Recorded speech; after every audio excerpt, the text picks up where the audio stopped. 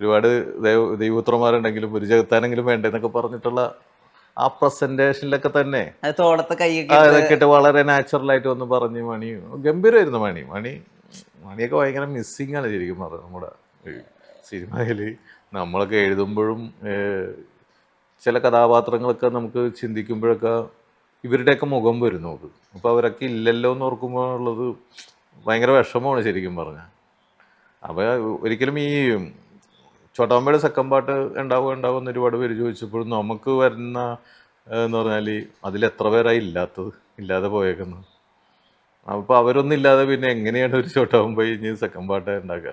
അതുകൊണ്ട് അത് ഉണ്ടാകാനായിട്ടൊരു ചാൻസ് ഇല്ല. അതുപോലത്തെ സിനിമകൾ വേറെ ഉണ്ടാകാം, പക്ഷെ അതിൻ്റെ ഒരു കണ്ടിന്യൂറ്റി ഉണ്ടെങ്കിൽ എന്ന് പറഞ്ഞാൽ ഇവരിൽ പലരും നമുക്ക് മിസ്സിങ് ആണ്.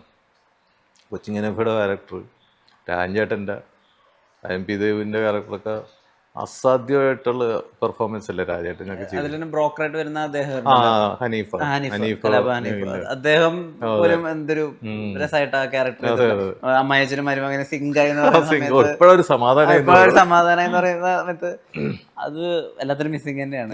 പിന്നെ